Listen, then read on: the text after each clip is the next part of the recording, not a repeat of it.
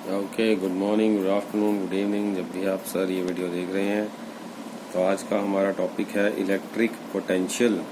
Electric potential क्या होता है? तो इलेक्ट्रिक पोटेंशियल बेसिकली, और इसका दूसरा नेम होता है electric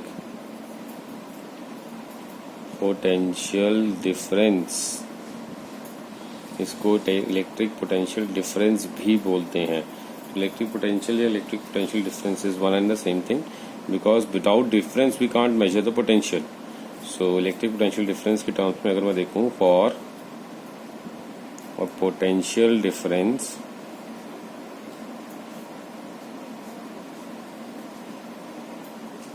we need 2 points. potential difference के लिए हमें चाहिए 2 points A and B. If a test charge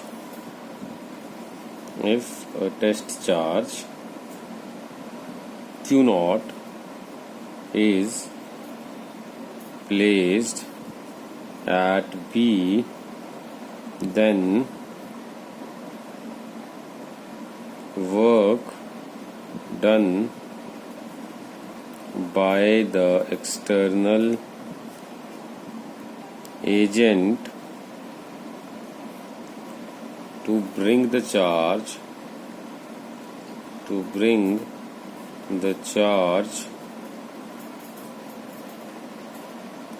from point B to A, point B to point A। तो अगर हमें B पॉइंट से A पॉइंट तक लेके आना होगा चार्ज को, then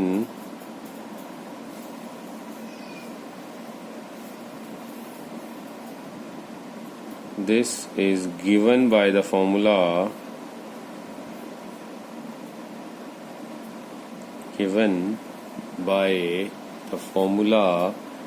VA minus VB is equals to work done upon unit charge. So where VA is the final position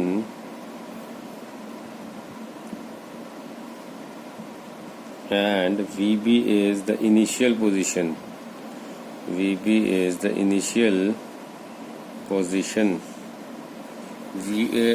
the final position and VB is the initial position.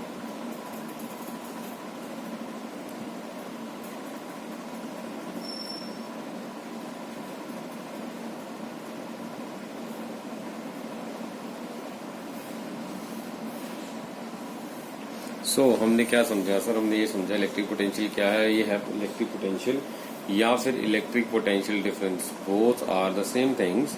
Electric potential या electric potential difference दोनों same ही हैं। अगर कोई 2 points A और B हैं हमारे पास, मान लीजिए हमने एक टेस्ट चार्ज Q नॉट ले लिया, एक टेस्ट चार्ज ले लिया Q नॉट। उस टेस्ट चार्ज Q नॉट को मान लीजिए हमने पॉइंट A से पॉइंट B तक मूव कराना है। तो देखिए जो टेस्ट चार्ज होगा Q नॉट, उसको अगर मुझे पॉइंट A से पॉइंट B तक मूव कराना है, तो मूव कराने के लिए कुछ वर्क डन करना पड़ेगा। कुछ external agent has to do some work so that it can move a charge from point A to point B. तो A B के अंदर का जो मूवमेंट है, तो क्योंकि यहाँ पर B इनिशियल पोजीशन मान के चल रहे हैं हम, और A हम मान के चल रहे हैं कि फाइनल पोजीशन है, तो B से उठा करके किसी भी टेस्ट चार्ज को A पॉइंट तक लाने के लिए जितना उसको वर्क डन करना पड़ेगा, उसको अगर मैं मैथमेटिकली लिखने की कोशिश करूंगा तो मैथमेटिकली कुछ इस तरह से लिखूंगा कि VA माइनस VB is equals to work done divided by the unit charge. अब यूनिट पॉजिटिव चार्ज जनरली हम लेते हैं, यूनिट पॉजिटिव चार्ज। तो जितना हमें इन दोनों के बीच का पोटेंशियल का डिफरेंस होगा, this will be represented as electric potential difference. तो होप सर आपको ये क्लियर हो गया। हाँ सर, आपने ये बताया कि A पॉइंट से B पॉइंट तक मूव करने के लिए एक पॉजिटिव टेस्ट चार्ज को जितना वर्क डन करना पड़ता है एक एक्सटर्नल एजेंट को, that is given mathematically like this and this is electric potential difference। जी सर। अब इसके अंदर मैंने लिखा कुछ इंपॉर्टेंट पॉइंट्स जो हमने ध्यान में रखने हैं while calculating the value of electric potential difference. And the first thing we need to take care of is that the charge should be moved very slowly. Charge should be moved very slowly. It should be so slow that it should it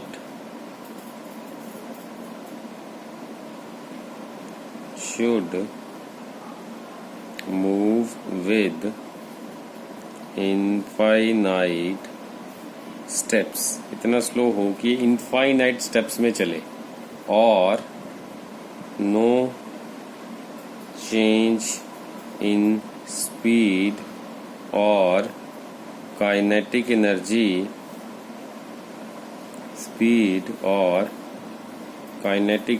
of test charge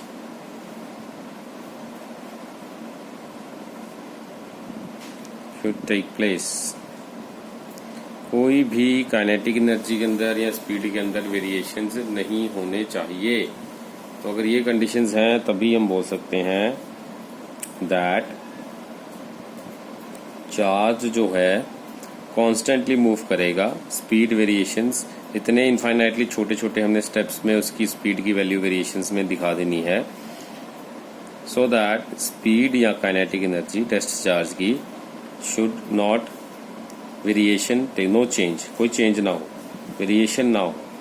charge इतना slowly move करवाना है, इतने छोटे छोटे steps में उसको तोड़ के मूव करवाना है कि अगर एक स्टेप से दूसरे स्टेप में जितनी स्पीड या काइनेटिक एनर्जी की वैल्यू थी स्टेप नंबर 2 से स्टेप नंबर 3 में भी उतनी ही सेम वैल्यू से वो चले, उसकी स्पीड चेंज ना हो। So this is the very first point which we should take care, right. Second important point है that the work done is always against the direction of electrostatic force. इसका क्या मतलब है सर? इसका मतलब ये है कि जो हम वर्क डन कर रहे हैं in moving the charge from initial to final position, उसका जो वर्क डन है उसकी जो डायरेक्शन है वर्क डन की that has to be opposite to the electrostatic force की डायरेक्शन। उसकी जो डायरेक्शन है that has to be opposite to the electrostatic force की डायरेक्शन। जिस डायरेक्शन में इलेक्ट्रोस्टैटिक फोर्स चल रही है, लेटर से अगर इलेक्ट्रोस्टैटिक फोर्स जो है वो हम लेफ्ट टू राइट लगा रहे हैं तो वर्क डन होगा राइट टू लेफ्ट। ये एक इम्पॉर्टेंट पॉइंट है which we should keep in mind while calculating the value of electric potential. तो इलेक्ट्रिक पोटेंशियल की वैल्यू कैलकुलेट करते टाइम हमने ये दो चीजों का ध्यान रखना है कि स्पीड कांस्टेंट रखो और दूसरा वर्क डन की direction against the direction of electrostatic force रखो। These are the 2 points which we should keep in mind. और हमने इसके बाद बताना है आपको what is the SI unit. So these are 2 points. Moving to the next. Next is SI unit. SI unit क्या होता है सर? पोटेंशियल डिफरेंस का। तो SI यूनिट पोटेंशियल डिफरेंस का होता है सर जाउल्स पर कूलॉम्स। जाउल्स पर कूलॉम्स जो होता है सर SI यूनिट होता है पोटेंशियल डिफरेंस का। और दूसरी चीज it is a scalar quantity. It is a scalar quantity. Sir ये एक स्केलर क्वांटिटी है, right sir.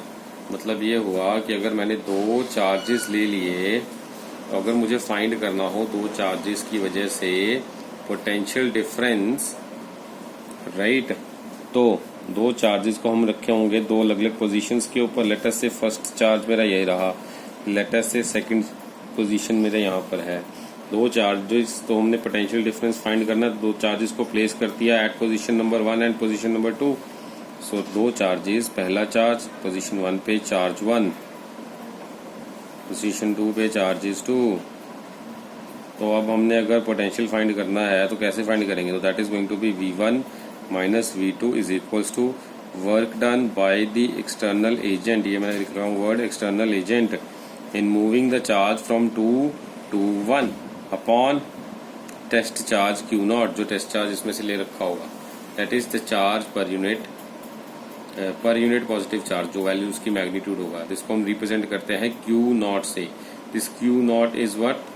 This is the unit positive charge, this is unit positive charge, या फिर टेस्ट चार्ज भी बोल सकते हैं, जो चार्ज अंडर कंसिडरेशन है। तो जनरली जो चार्ज अंडर कंसिडरेशन लेते हैं that is always at the initial position, उसको मूव कराएंगे फाइनल पोजीशन पे।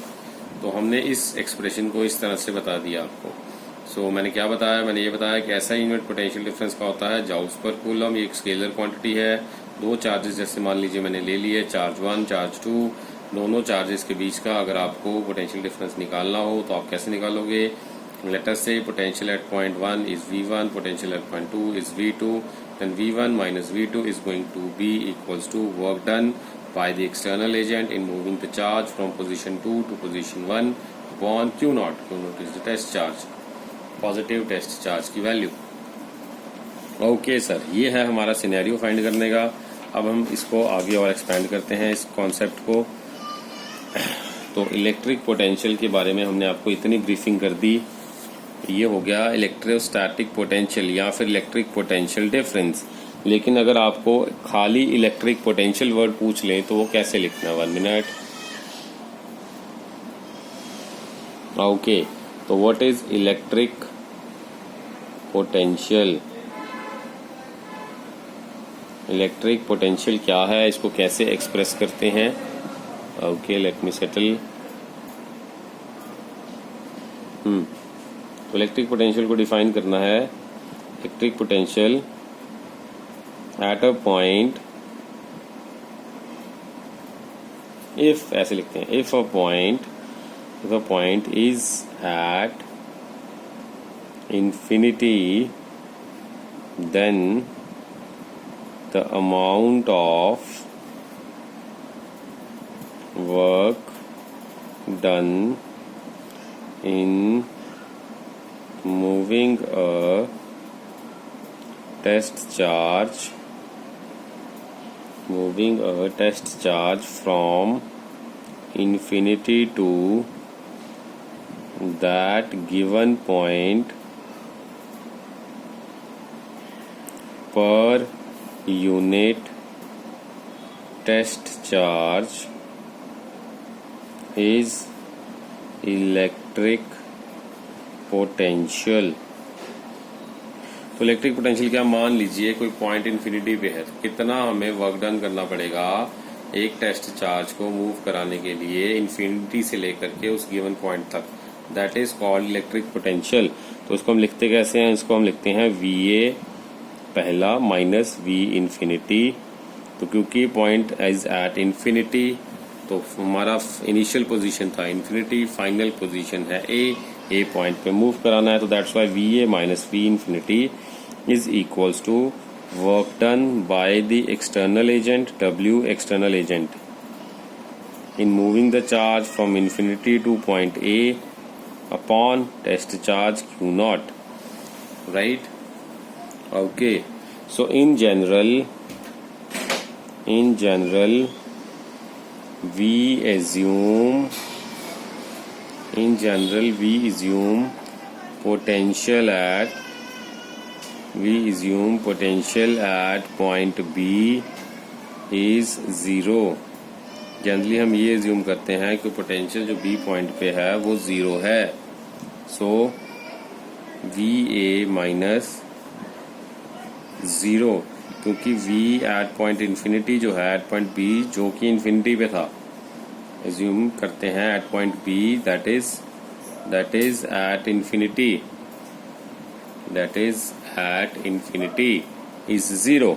तो इन्फिनिटी वाले पॉइंट का पोटेंशियल, क्योंकि वहां पे मेजरमेंट्स करनी मुश्किल, so that's why we take infinite value, जो डिस्टेंस है वहां पर पोटेंशियल 0 होगा। तो V इन्फिनिटी 0, तो ये वाली वैल्यू को मैंने यहाँ पर पुट कर दिया इन expression V infinity is replaced by letter 0. That's going to be this. So VA minus 0 is equals to work done by the external agent in moving the test charge from infinity to A divided by Q naught. इसको अगर मैं छोटा करके लिखूंगा तो that is going to be VA is equals to W upon Q naught. This is going to be the expression for electric potential. This is going to be the expression for electric potential.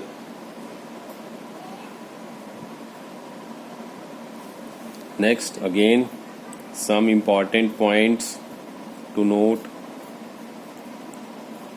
इसमें भी important points हैं जी sir, इसमें भी important points हैं. क्या है sir, देखते हैं क्या क्या है important points. सबसे पहला important point है that the work done by the external agent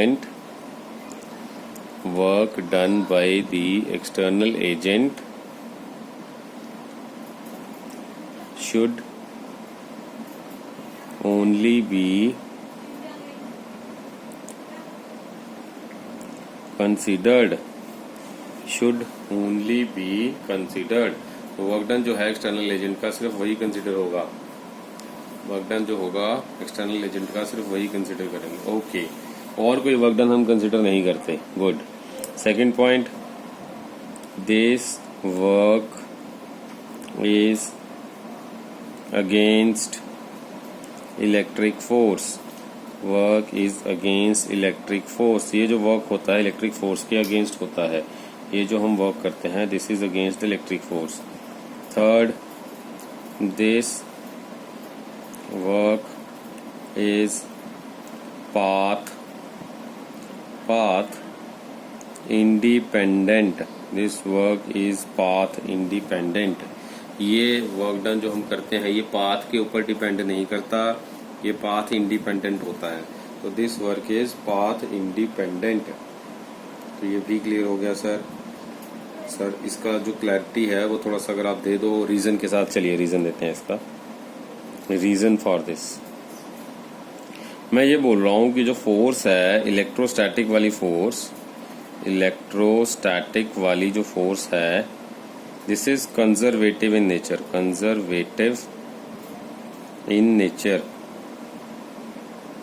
तो ये जो फोर्स है ये कंजर्वेटिव नेचर की फोर्स है. ठीक है जी. तो इसका मतलब ये हुआ कि अगर पॉइंट ए से पॉइंट बी तक हमने मूव कराना है किसी पार्टिकल को, तो moving the particle from point A to B, तो ये डिफरेंट पाथ्स लेके जा सकता है. पहला पाथ सर, दूसरा पाथ, पहला पाथ लेटर से W1 इसमें दे दिया, दूसरे पाथ में लेटर से हमने W2 कर दिया, तीसरे पाथ में लेटर से हमने दे दिया वर्क डन W3. तो मैं क्या बोल रहा हूँ कि work done is path independent. तो that means W1, W2, W3 path पे डिपेंड नहीं करता. अगर टेस्ट चार्ज को हमने मूव कराना है पॉइंट ए से बी तक तो फोर्स जितनी लगेगी तीनों पे हमारे पास टेस्ट चार्ज के लिए वर्क डन जो होगा that is going to be same. That means W1, W2, W3 is going to be same. ये हमारे पास इसका कॉन्सेप्ट क्लियर हो गया कि आपने ये बताया सर वर्क डन जो एक्सटर्नल एजेंट का होता है वो सिर्फ कंसिडर करा जाता है, बाकी वर्क डन को हम कंसिडर नहीं करते. दूसरा आपने ये बताया कि ये जो वर्क है this is against the electric force. जो इलेक्ट्रिक फोर्स लगाते हैं हम इलेक्ट्रोस्टैटिक फोर्स उसके अगेंस्ट होती है. और तीसरा आपने बताया वर्क डन जो होता है ये पाथ इंडिपेंडेंट होता है. पाथ इंडिपेंडेंट का मतलब जिस रास्ते से पॉइंट ए से पॉइंट बी तक जाया जाएगा वो रास्ता कोई भी ले सकते हैं. चाहे पाथ 1 चूज करो, चाहे पाथ 2 चूज करो, चाहे पाथ नंबर 3 यूज करो, one and the same thing. This is the third important point. अब इसके बाद क्या है, जो टेस्ट चार्ज जो होता है हमारे पास जिसको हम मूव करवाते हैं from one point to other point, it should be very small. It should be very small. So moving to the next page and it says that the test charge, let me settle the screen one moment. Test charge should be very small. तो test charge है it should be very small so that it should not have any electric field of its own। उसका खुद का कोई electric field ना हो। Test charge इतना small होना चाहिए, सो स्मॉल कि उसका खुद का इलेक्ट्रिक फील्ड ना हो। सर इसका क्या मतलब, अगर ये टेस्ट चार्ज है, मान लीजिए ये टिप ऑफ दिस, इसका खुद का एक इलेक्ट्रिक चार्ज है या इलेक्ट्रिक फील्ड है, तो इसका इलेक्ट्रिक फील्ड और जो बाहर सराउंडिंग का इलेक्ट्रिक फील्ड वो इम्पैक्ट करेंगे एक दूसरे पे। तो अगर एक दूसरे पे इम्पैक्ट करेंगे तो वर्क डन की वैल्यू वेरी कर जाएगी, सो वर्क डन हम कैलकुलेट नहीं कर पाएंगे। So that's why we generally say कि जो टेस्ट चार्ज कंसिडर करो इतना छोटा कंसिडर करो कि उसका खुद का कोई इलेक्ट्रिक फील्ड ना हो। ठीक है, अगर खुद का कोई इलेक्ट्रिक फील्ड होगा तो वो अपना खुद का पोटेंशियल क्रिएट कर लेगा। इलेक्ट्रिक फील्ड की वजह से खुद का एक पोटेंशियल क्रिएट हो जाएगा, क्योंकि चार्ज जो है उसका खुद का एक पोटेंशियल हो जाएगा अगर, तो ओवरऑल पोटेंशियल की वैल्यू फिर चेंज कर जाएगी। तो जो चार्ज की वजह से पोटेंशियल बनेगा उस पोटेंशियल को मुझे टोटल पोटेंशियल की वैल्यू में ऐड करना पड़ेगा, तो उसकी वजह से पोटेंशियल जो है वो चेंज हो जाएगा। So exact value of potential हमें नहीं पता चल पाएगी, इसलिए हमें क्या सोल्यूशन मिला या ये क्या सोल्यूशन करते हैं कि जो हम वैल्यू फाइंड करते हैं टेस्ट चार्ज की, उसके लिए जो टेस्ट चार्ज अंडर कंसिडरेशन करते हैं that is very small so that it should not have any electric field of its own. If test charge has its own field, then it will create its own potential, as the charge has its own potential, so overall value of potential will change। तो overall value of potential जो है वो change हो जाएगी। तो hope you understand this. जी sir, तो overall value change हो जाएगी, इसलिए हम जो है ये पॉइंट को कंसिडर करते हैं। Moving to the next one, next topic है इलेक्ट्रिक पोटेंशियल। अगली हेडिंग बनाएंगे electric potential due to a point charge Q।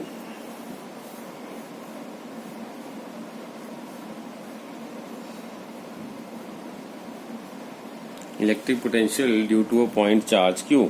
तो मान लीजिए हमने एक यहाँ पर चार्ज Q ले लिया, ये पॉइंट P से R डिस्टेंस पे हमने कंसिडर कर लिया इसका value.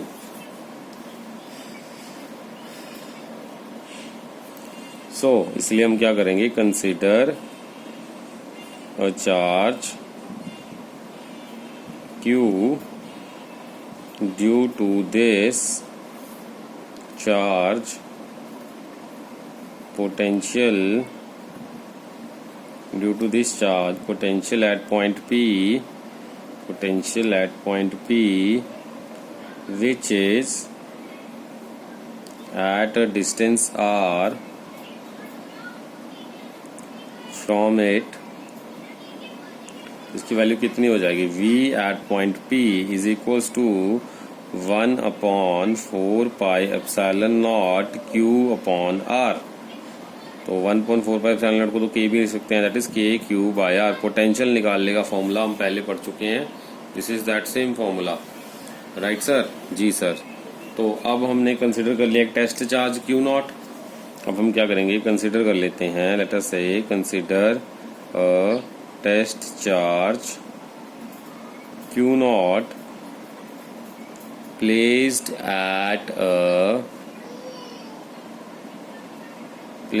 at infinity, so to bring test charge Q naught from infinity to the given point, external work, some external work has to be done, external work has to be done, कुछ work done करना पड़ेगा जी sir, करना पड़ेगा। Test charge infinity पे पड़ा है, उसको उठा के यहाँ तक लाने के लिए कुछ वर्क डन तो करना पड़ेगा। तो ये वर्क डन जो करना पड़ेगा इसको हम मैथमेटिकली कैसे लिखेंगे? This is mathematically written as Vp minus V infinity is equals to work done by the external charge moving from infinity to point P upon test charge Q naught, upon test charge Q naught. Okay.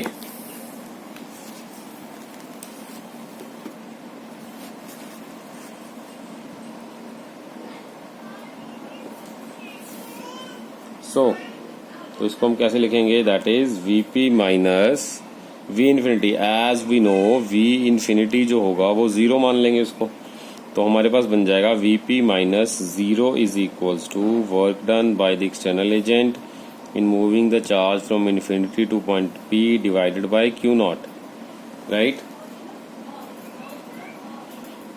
As we have no information regarding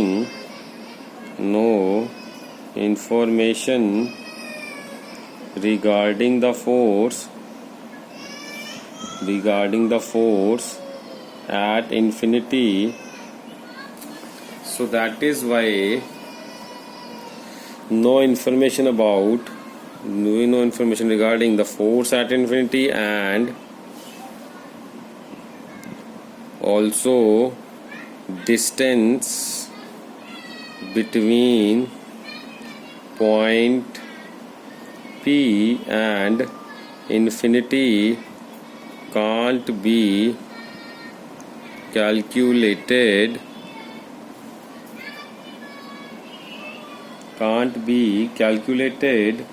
so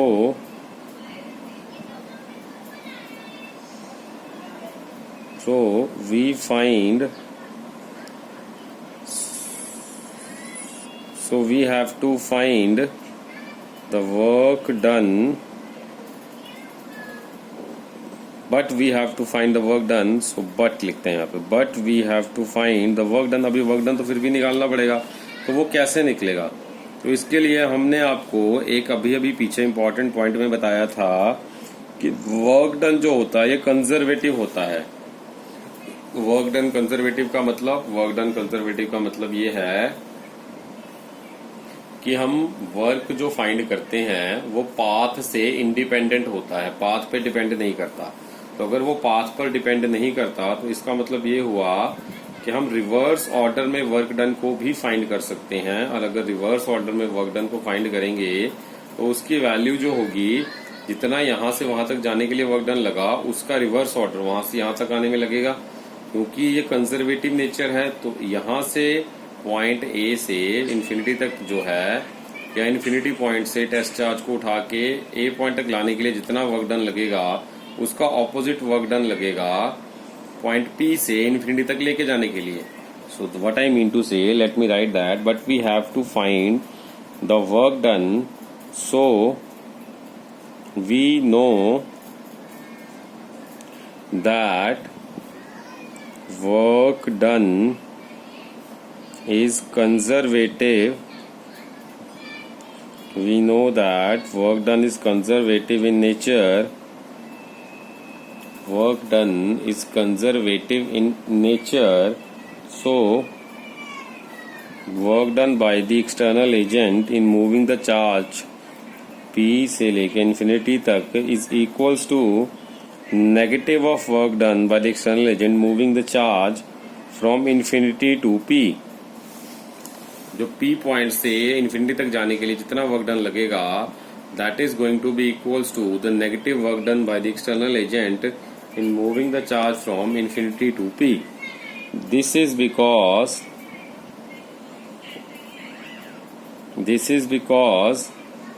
work done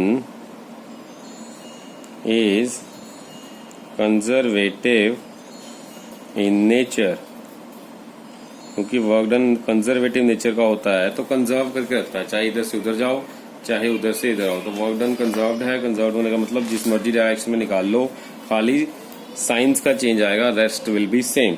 सो अगर अब हम place कर दें test charge को at point P और P point पे, due to that electrostatic force उस पर कितनी लगेगी, अगर मैं वो कैलकुलेट कर लूँ पहले, तो पहले मैं वो चीज कैलकुलेट करूंगा। So if we place the test charge at point test charge Q naught at point P, if we place the test charge Q naught at point P, then due to this electrostatic force will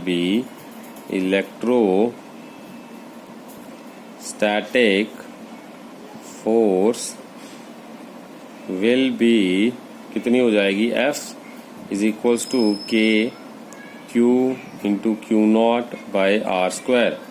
sir ये आपने कैसे लिख दिया? Sir मैं ये बता रहा हूँ, यहाँ पर एक चार्ज Q था, इस Q चार्ज से R डिस्टेंस की दूरी पर हमने ले लिया था एक टेस्ट चार्ज Q नॉट। ये Q नॉट चार्ज जो है ये इन्फिनिटी से उठा के यहाँ तक लेके आए, हम Q नॉट चार्ज को इन्फिनिटी से उठा के यहाँ तक लेके आए, राइट। तो यहाँ से जो है Q और Q नॉट के बीच का जो फोर्स होगा, let that force will be Fe, और Fe का जो डायरेक्शन होगा इस तरफ होगा, पॉजिटिव चार्ज से फोर्स अवे होगी।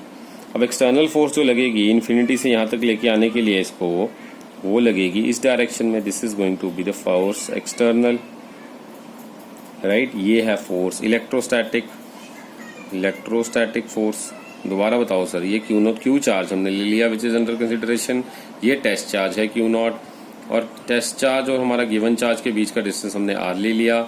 इन दोनों के बीच में अगर मुझे फोर्स निकालनी है तो फोर्स की वैल्यू हो जाएगी K Q into Q naught by R square. लेकिन अगर मैं अपना जो टेस्ट चार्ज है इन्फिनिटी से उठा के अगर यहाँ तक लेके आऊँ तो उसके लिए मुझे जो फोर्स लगेगी that is going to be F force which is external, F external. तो F एक्सटर्नल फोर्स लगेगी, और हमें पता है कि यहाँ से लेके इनफाइनाइट पॉइंट तक का डिस्टेंस कितना है, दिस इज इन्फिनिटी, राइट। तो अगर जितनी फोर्स यहाँ पर लग रही है मूव करने के लिए टेस्ट चार्ज को एक कांस्टेंट स्पीड के साथ, उसके लिए जो एक्सटर्नल फोर्स हम अप्लाई करेंगे that is opposite to that of the electrostatic force, यानी कि इन्फिनिटी से Q नॉट टेस्ट चार्ज को यहाँ तक लेके आने के लिए जो फोर्स लग रही है that force is going to be the opposite of this force, जो इस चार्ज को यहाँ से वहां तक लेके जाने के लिए लग रही है electrostatic force. So as we know, अब हम इसको लिखेंगे, as we know we have to move the test charge with the constant speed, move the test charge with constant speed, for that the external force has to be applied on it। उसके लिए external force जो होगी that has to be applied on it, force कितनी लगेगी, in the opposite direction, in the opposite direction, तो वो लगेगी जी F external that is equals to F electrostatic with the negative sign, क्योंकि उसके ऑपोजिट लगेगी, right, that has to be equals to K Q naught by R square, right, K Q naught by R square. Okay, so अगर मुझे find करना है work done, so to find work done from P to infinity, that is equals to integration of P से infinity तक F of E into D R. ये sir आपने क्या लिख दिया? ये सर एक फॉर्मूला लिखा मैंने वर्क डन का, that is force into displacement. तो सर वो तो फोर्स इनटू डिस्प्लेसमेंट होता है सर, मैंने भी वही लिखा है कि work done is equals to force F that is due to the electrostatic force, ये वाली electrostatic force F E into displacement, क्योंकि यहाँ से लेके यहाँ तक जो डिस्प्लेसमेंट हुई है उस डिस्प्लेसमेंट को मैं छोटा सा डिस्प्लेसमेंट मान रहा हूँ, दैट इज डी आर। तो इसकी जगह मैंने लेटर लिख दिया डी आर। तो फिर आपने इंटीग्रेशन क्यों लगाया? क्योंकि मैंने एक छोटा सा डिस्प्लेसमेंट कंसिडर करा है डी आर, लेकिन अगर पूरा डिस्टेंस मुझे कवर करना हो उसके लिए मैं यूज करूंगा टूल इंटीग्रेशन वाला। तो इंटीग्रेशन क्या करता है सर? तो इंटीग्रेशन करेगा फॉर द इंटायर पाथ कितना हमारे पास वर्क डन हुआ है उसको फाइंड करने में हमारी हेल्प करता है। तो that's why I have written integration. तो फर्स्ट सर आपने पी और इन्फिनिटी क्यों लिखा? तो पी और इन्फिनिटी का रीजन ये है कि क्योंकि हमने टेस्ट चार्ज को जो पॉइंट पी पे था, यहाँ पर ये पॉइंट था हमारा पी, तो पी से लेकर के इन्फिनिटी तक लेके जाने के लिए कितना वर्क डन लगा, that's why we have taken limits कि पी से इन्फिनिटी तक का हमें जो है वर्क डन निकालना है। Right sir? जी सर, क्लियर हो गया। ओके, तो हमने ये देख लिया इन दोनों का, ये हमारे पास फॉर्मूला बन गया वर्क डन का। Moving to the next one. अब इसके बाद हमने क्या देखना है? इसके बाद हमने देखना है कि हमारे पास इस एक्सप्रेशन को सॉल्व करके क्या आंसर आ रहा है। Is it fine? ओके, तो अब हमने देख लिया, ये एक्सप्रेशन लिख लिया था, integration work done from P से लेके इन्फिनिटी तक, दैट इज इंटीग्रेशन पी से infinity F due to electrostatics into D R. अब अगर डॉट प्रोडक्ट है सर, जैसे मैं आपको यहाँ पर एक छोटा सा समझाता हूँ concept, that is A dot B is equals to what. ये वेक्टर्स का कॉन्सेप्ट है sir, class 11th vectors chapter में। ए डॉट बी क्या होता है? यहाँ पे एफ डॉट ए है ना, क्योंकि ये दोनों वेक्टर क्वांटिटीज हैं, ये भी वेक्टर क्वांटिटी, ये भी vector quantity. Dot product of two vectors is going to be A B cos theta. तो मतलब इन दोनों का डॉट प्रोडक्ट अगर मैं निकालूंगा तो उसको मैं रिप्लेस कर दूंगा F into D R into cos theta. तो इसका इंटीग्रेशन हो जाएगा पी से infinity F D R cos theta. This is nothing but work done W.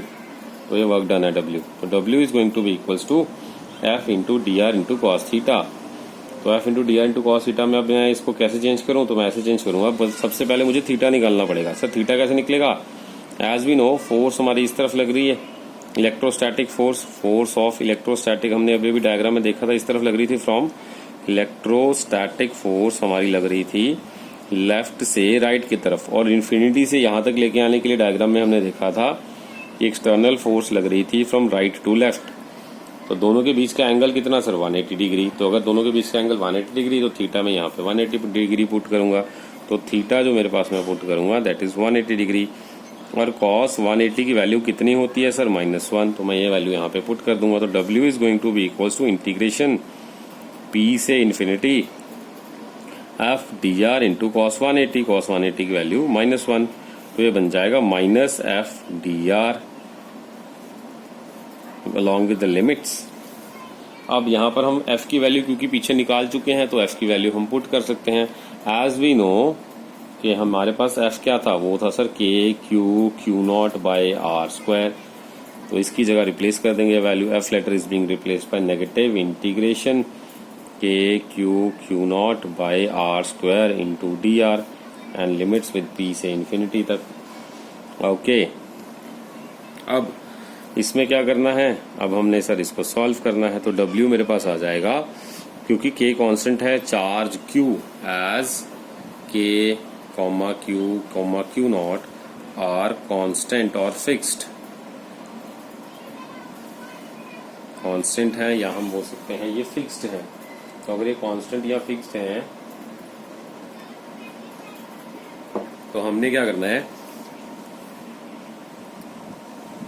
इनको बाहर निकाल देना कांस्टेंट से। के Q not integration 1/r² into D R along with the limits p से लेके इन्फिनिटी तक जो पॉइंट p था। अब w इज इक्वल्स टू, अब आपको मुझे ये बताना है कि एज, यहाँ पे एक छोटी सी इन्फॉर्मेशन लिखेंगे, as p point is at distance r from Q, so P is going to be replaced by the R। क्योंकि डिस्टेंस है ना, तो पहला पॉइंट P वो R डिस्टेंस पे है, दूसरा पॉइंट इन्फिनिटी पे है, तो डिस्टेंस लिखेंगे ना। तो यहाँ पर भी डिस्टेंस लिखा हुआ है, यहाँ पर भी डिस्टेंस लिखा हुआ, तो यहाँ से P पॉइंट को हम R लेटर से रिप्लेस कर देंगे। That means W is going to be integration of K Q, अरे यार W is equals to K Q Q naught integration R से इन्फिनिटी 1/r² इंटू dr। अब आपको फॉर्मूला याद करना पड़ेगा। 1/r² इंटीग्रेशन का फॉर्मूला होता क्या है, तो वो फॉर्मूला मैं आपको यहाँ पर रिवाइज करवा देता हूँ। 1 मिनट। हमारे पास फॉर्मूला होता है सर 1/x⁴n dx, यही बन रहा है एक तरह से जनरल फॉर्मूला।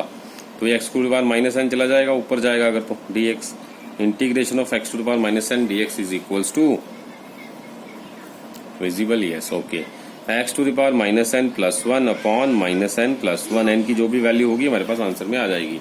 अब यहाँ पर इस क्वेश्चन में n की वैल्यू 2 है, तो x⁻² + 1 अपॉन -2 + 1, तो x⁻² + 1 अपॉन -2 + 1 सॉल्व कर लो। -2 + 1 कितना आ जाएगा सर, -2 + 1 आ जाएगा sir 1 with a negative sign, तो x की पावर -1 अपॉन -1, तो इसको हम लिख सकते हैं -1 अपॉन x।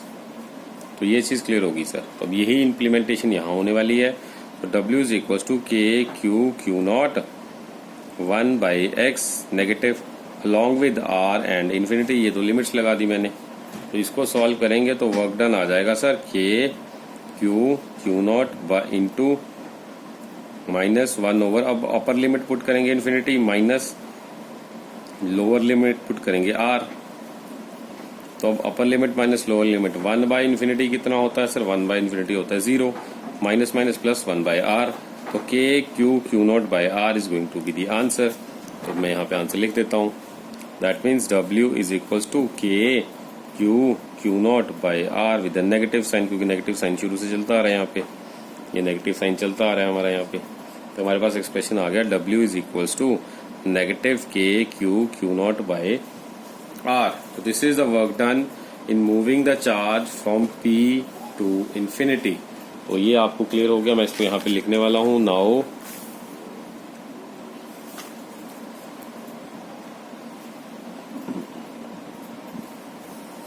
ये तो आ गया हमारे पास। अब हमने फाइंड करना है to find the work done from infinity to P is the negative work done from P to infinity, उसका नेगेटिव हो जाएगा। तो work done by the external agent कितना बन जाएगा sir, infinity to P is equals to negative of work done from P to infinity, that is equals to minus of minus K Q not by R। तो ये देखो negative negative cancel, तो answer आ गया K Q not by R। This is going to be the work done final formula. अब work done हमने निकाल लिया, तो हमने पोटेंशियल निकालना है V P is equals to W upon Q not, ये W की वैल्यू यहाँ पे हम पुट कर देंगे। VP is equals to K Q not by R by Q not, तो Q नॉट से Q नॉट कैंसिल हो जाएगा, तो VP क्या आ जाएगा K Q बाय R। ये हमारा फाइनल एक्सप्रेशन आ गया sir. Potential at point P is equals to K Q by R। तो दिस वाज अबाउट पोटेंशियल। अगर आपको ग्राफ बनाना आ जाए, graph between V and R, तो आपको दिख रहा है इस एक्सप्रेशन से K कांस्टेंट Q कांस्टेंट, तो VP is proportional to 1/R। तो यहाँ पे ग्राफ बना लो जी, ये एक्सपोनेंशियली डिकेइंग ग्राफ बनेगा आपका इस तरह से V और R के बीच में, where R is the distance and V is the potential. इसका मतलब क्या हुआ, इसका मतलब ये हुआ कि अगर आप डिस्टेंस बढ़ाओगे गिवन पॉइंट से तो पोटेंशियल कम होता जाएगा। डिस्टेंस बढ़ाओगे तो गिवन पॉइंट से जहां पर आपको पोटेंशियल फाइंड करना है तो वहां पर आपका पोटेंशियल कम होता जाएगा। अगर डिस्टेंस कम करोगे तो पोटेंशियल बढ़ता जाएगा। सो this is the graph between this. तो होप सर आपको ये क्लियर हो गया। ओके।